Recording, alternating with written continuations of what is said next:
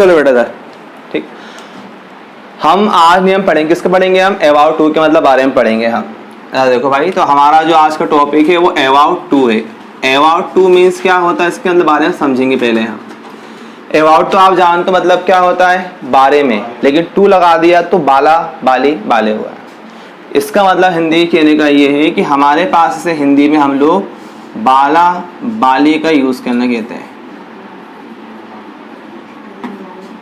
बाला बाली और बाले, ये वो नहीं है अक्षय कुमार वाला बाला वाला वाला, वो वाला बाला नहीं है, वो अलग बाला है और ये अलग बाला है।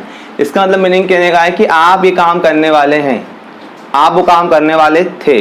अच्छे से मतलब इस काम को करने वाले हैं, हम शुरुआत करने वाले हैं उस चीज़ के लिए, या वो काम करने वाले थे। बाला वाले मतलब मीनिंग कहने का हम कह सकते हैं शुरुआत करना, स्टार्टिंग यहाँ से हो रही है। ठीक, बहुत सिंपल सेंटेंस है, कुछ नहीं है, हमें केवल रूल पहचानना है। और रूल कहाँ पर आएगा? हिंदी के सेंटेंसेस में आएगा। तो हिंदी में कुछ नहीं करना है, हमारे पास केवल हमें हेल्पिंग वर्ब का यूज़ करना है पहचान के लिए, किसमें? हिंदी से इंग्लिश में। और फिर हमें केवल वर्ब की फर्स्ट फॉर्म लेनी। अगर आपको अच्छे से याद हो, हम बोल चुके हैं जब भी टू आता है तो टू के बाद हमेशा वर्ब फॉर्म कौन सी आती है? फर्स्ट आती है। तो आपको ध्यान रखना से बोलना कि आप ओनली से टू मतलब वर्ब की फर्स्ट फॉर्म चलेगी। यहाँ पर हम आएंगे तो एक हाथ दो सेंटेंस देख के समझेंगे। तो सबसे पहले हमारे पास यहाँ पे हम आएंगे प्रेजेंट टेंस में।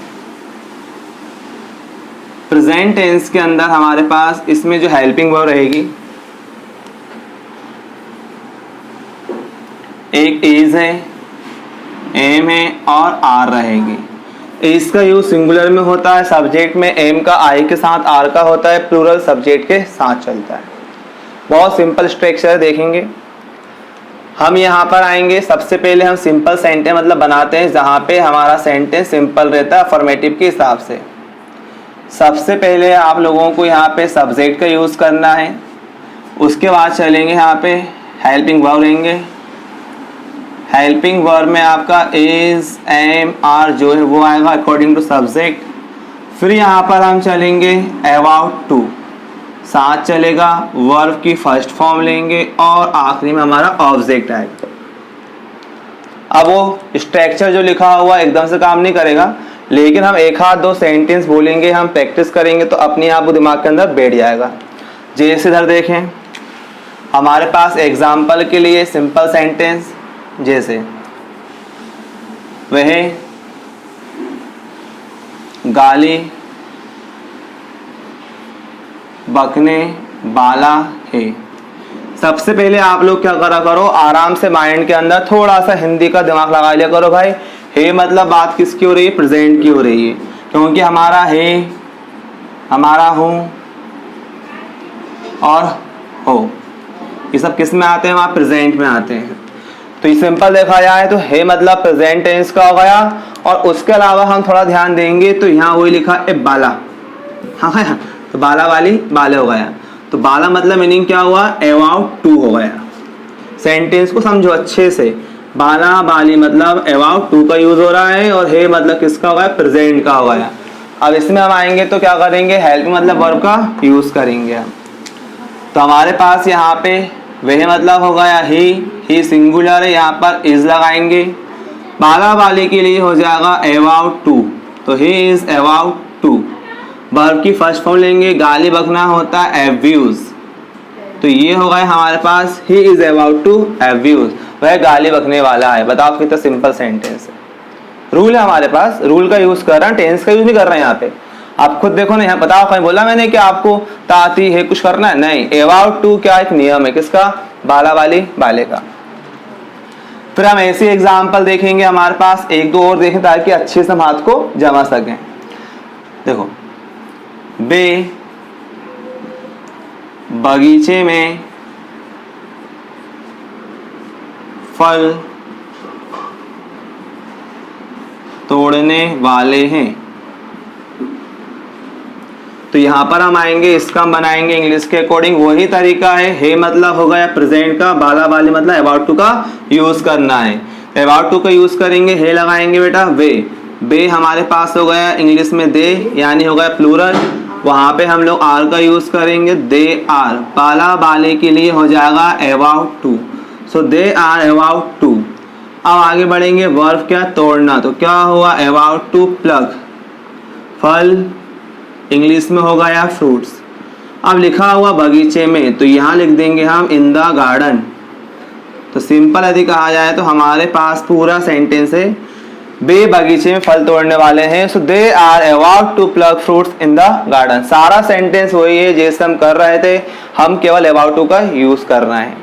अगर आप और ध्यान दें अच्छे से तो टू के मतलब हमने वर्ब की फर्स्ट फॉर्म में ली। जब भी आप बाला वाली यूज कर, मैं लिखने वाला हूँ तो I am about to write, मैं कहानी बोलने वाला हूँ तो I am about to speak a story, मैं याद करने वाला हूँ, मैं खाना खाने वाला हूँ। मतलब ये हम एक ऐसे वर्ड हैं, ऐसा सेंटेंस है जो आपने खुद बोला होगा, सुना भी होगा, है कि नहीं है। मैं कोचिंग जाने वाला हूँ, मैं स्कूल जाने वाला हूँ। भाई आप जो काम से बाला वाले में कर रहे हो तो अबाउट टू का यूज करो ना। आप बोलते हैं हम क्या करेंगे, हम किस सेंटेंस बोलेंगे, तो ज़्यादा डीप नहीं जाना, सिंपल सा स्ट्रक्चर है। इज़ेमार का यूज करो, अबाउट टू लगाओ किसके लिए, बाला वाले के लिए, और वर्ब की फर्स्ट फॉर्म लगा दो। तो ये हमारा एक नियम हो रहा है अबाउट टू। ये किसका हो गया, प्रेजेंट का हो गया। अब बेटा यहाँ पे हम आगे बढ़ेंगे, हमारे पास अगला कौन सा बेटा, पास्ट में हम आएंगे। तो पास्ट में हमारे पास पहचान के लिए यहाँ पे रहेगा था, थे रहेंगे, अबाउट टू का ही होगा यूज। अब बात किसकी आएगी, पास्ट की हो जाएगी। इसमें हम लोग आएंगे तो यहाँ पर हम हेल्पिंग वर्ब का यूज करेंगे। तो यहाँ पर आपकी हेल्पिंग वर्ब एक वॉज रहेगी और एक वर रहेगी। वॉज का यूज होगा सिंगुलर सब्जेक्ट में और वर का यूज होगा प्लूरल सब्जेक्ट में होगा। अब इसमें आएंगे तो हमारे पास इसका स्ट्रक्चर देखेंगे हम। सबसे पहले यहाँ पर हम सब्जेक्ट लेंगे, उसके बाद हेल्पिंग वर्ब लेंगे, वॉज साला सबसे मतलब पहले क्या करो यहाँ पे, मतलब जो भी आपकी हेल्पिंग मतलब वर्ब है वो आप यूज करो, और करने बाद क्या बोल दो, अबाउट टू का यूज कर लो। समझ जाना मतलब बात किसकी हो रही है, भाई बाला वाले की चल रही है। सबसे आसान तरीका ये है। और वर्ब फॉर्म कौन सी लेनी है, फर्स्ट लेनी है, कंफ्यूज होना ही नहीं है। मतलब ज़्यादातर देखा जाए जितने रूल्स हम पढ़ रहे हैं, स्टार्ट कर रहे हैं, सब में हम वर्ब की फर्स्ट फॉर्म ही यूज़ कर रहे हैं, जो आप वैसे भी बेसिकली यूज़ करते हैं, बोलते भी हैं। अब ऐसे यहाँ पर हम आएंगे भाई, अब इसके अंदर एक दो एग्जाम्पल देखते हैं। जैसे हमारे पास यहाँ पे लिखा हुआ है, बच्चे तालाब में कूदने वाले थे। अब ध्यान दीजिएगा सेंटेंस पे, पहले हम माइंड के अंदर अपने आइडेंटिफाई कर लें। सबसे पहले क्या करा करो, सब्जेक्ट बोला करो इंग्लिश के अंदर। बच्चे it mean that, children in English that, children हुआ आफ्टर। अब हम बता रहे थे, हम चलेगा कहाँ पर, चिल्ड्रन, तो यहाँ पे हो गया हमारे पास वर। अब हम आगे बाला यूज कर रहे हैं तो वो क्या हो गया हमारे लिए, अबाउट हो गया, तो अबाउट टू हो गया। अब वर्ब की फर्स्ट फॉर्म ले रहा, कूदना, जंप हो गया। और कहाँ कूद रहे हैं, यदि आप प्लेस करना, तालाब में, छत पर, बेड पर, है ना, नदी में, रोड पर, जैसा आप चाहोगे वो कर सकते हो। तालाब में तो क्या हुआ, about to jump in the pond. तो ये हमारे पास सिंपल से क्या हो गया, सेंटेंस हो गया। Children were about to jump in the pond हो गया। पहले बोला करो इंग्लिश के अंदर, सोच लो भाई हम बोलना क्या है, हमें सब्जेक्ट यूज करना है, क्योंकि सब्जेक्ट तो पहले आएगा, पहले हेल्पिंग वर्ब नहीं आएगी।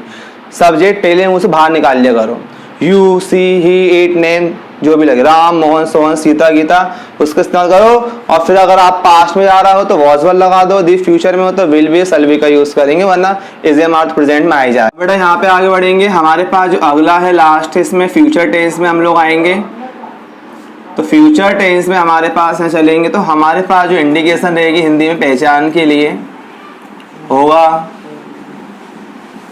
होगी एंड होंगे, ये चलेगा। कुछ नहीं करना है, सिंपल हेल्पिंग वर्ब आपको चेंज करनी है अबाउट टू के अकॉर्डिंग। तो यहाँ पे हम लोग आएंगे तो हमारे पास हेल्पिंग वर्ब में यहाँ पे एक रहेगा आपका शैल बी और एक रहेगा विल बी। शैल यूज होता है आई वी के साथ, विल एक्सपेक्ट छोड़ के किसको, आई और वी को हम सब में लगाएंगे। अब यहाँ पर हम आएंगे, इसका स्ट्रक्चर देखते हैं सिंपल सा। तो हमारे पास यहाँ पे सब्जेक्ट रहेगा, फिर हमारी हेल्पिंग वर्ब यहाँ पे रहेगी शैल, और इसके अलावा यह आएगा आपका विल अकॉर्डिंग टू सब्जेक्ट, लेकिन दोनों के साथ में कॉमन है, क्या है, वी, शैल बी और विल बी। आफ्टर दिस यहाँ पे हम आएंगे तो हम अबाउट टू का यूज करेंगे। आफ्टर वर्ब फॉर्म फर्स्ट लेंगे और आखिरी में आ जाएगा हमारे पास ऑब्जेक्ट। सब्जेक्ट हुआ शल विल है और we about to verb first form object, ये हो गया फ्यूचर टेंस का। यहाँ पर हम एग्जाम्पल देखते हैं, जैसे यहाँ पर सिंपल एग्जाम्पल है, लेखक पत्र लिखने वाला होगा। क्या होता है, एग्जाम्पल पहले हम सिंपल लेते हैं, फिर हम उसमें और एडवांस डालते हुए चले जाते हैं। तो लेखक पत्र लिखने वाला है मतलब प्रेजेंट था, पास, तो लिखने वाला होगा, तो ये हो गया फ्यूचर।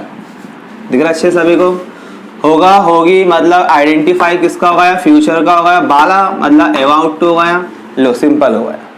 सबसे पहले यूज करेंगे हम लोग, क्या बोलेंगे, लेखक को हम राइटर कहते हैं और ऑथर भी कहते हैं, राइटर भी और ऑथर भी कहते हैं। तो यहाँ पर हम ऐसे राइटर का यूज कर लेते हैं क्योंकि मीनिंग किसकी है, पत्र लिखने से चल रही है, तो राइटर। फिर यहाँ पर हम आएंगे, इसमें आपका विल और वी आएगा। बाला वाले के लिए हम अबाउट टू का यूज करेंगे। वर्ब फर्स्ट फॉर्म लिखना, यहाँ पे हो जाएगा राइट, और क्या लिखने वाला है वो, एक लेटर, तो राइट आ लेटर। मीनिंग्स हुआ writer will be about to write a letter, यानी कि एक जो हमारा लेखक है वो पत्र लिखने वाला होगा, लिखने वाला होगा, पढ़ने वाले होंगे, ये तो कॉमन चलते रहते हैं। हम हमारे अंदर और कुछ चेंजेस करके लेके आ सकते हैं। अगर आप चाहे तो आप प्रेजेंट टाइम को देख के सेंटेंस बनाया करो, वर्तमान में क्या हो रहा है वो देखो, फ्यूचर में क्या होगा वो देखो। जैसे पेट्रोल और डीजल की कीमतें बढ़ने वाली होंगी, बना ही बना, पेट्रोल और डीजल की कीमतें बढ़ने वाली होंगी। दोबारा सुनेंगे, पेट्रोल और डीजल के भाव या कीमतें बढ़ने वाली होंगी, वाली अबाउट टू होंगी future. Petrol and diesel prices will be about to increase. हम खुद देखो ना प्रेजेंट टाइम को, अभी आप देख रहे हो गैस सिलेंडर की कीमतें बढ़ रही हैं, घर वाले गैस कर लेते, बेटा महंगाई होने वाली होगी, महंगाई बढ़ेगी, महंगाई बढ़ने वाली होगी, बना ही बना। अगर हम खुद से देखेंगे तो कुछ अलग नहीं है, पहले हम सिंपल बनाओ, सिंपल को एडवांस लो, एडवांस कहाँ पे लेके आओ, हमारे डेली लाइफ के अंदर लेके आओ। डेली लाइफ में हम क्या करते हैं, कैसे हम बोलते हैं, कैसे हम डिस्कस करते हैं, वो देखो। शुरुआत छोटी चीज से होती है, सबको आया, शुरुआत कहाँ से होती है, छोटी चीज से होती है। पहले छोटे से समझो, फिर छोटे में हल्का सा ऐड करो, फिर ऐड करो, फिर ऐड करो, तो अपने आप सेंटेंस बढ़ते चले जाएंगे, सेंटेंस बढ़ेंगे और आपको बोलना भी अच्छे से आएगा। हम लोग करते क्या, एकदम से हम बड़ा सोच लेते हैं, तो हो पाएगा पॉसिबल क्या, नहीं है ना। अगर भाई आपको छत पे चढ़ना है तो पहले आप क्या करोगे, स्टेयर जीने का यूज करोगे, एक एक करके ही चढ़ोगे ना। अगर आप बोल नहीं एक पाँव नीचे और एक पाँव ऊपर, तो क्या होगा, इम्पॉसिबल, हो ही नहीं पाएगा ना वो तो आपसे। इसलिए थोड़ा ध्यान दो लाइफ के अंदर कि जब शुरुआत की जाती है तो कहाँ से होती है, छोटी सी स्टेज से होती है। तो छोटा स्टेज से आप बढ़ते बढ़ते बढ़ते बढ़ते और आगे बढ़ते हुए चले जाएंगे।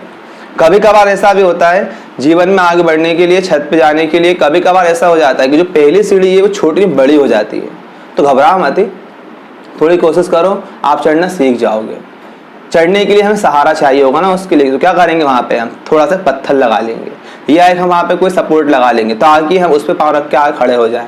वही हमारे इंग्लिश के अंदर है कि हम सीखेंगे, ऐसा नहीं कि आप टेंस मॉडल्स आएंगे तो सीखोगे। ये रूल्स पढ़ो ना आप।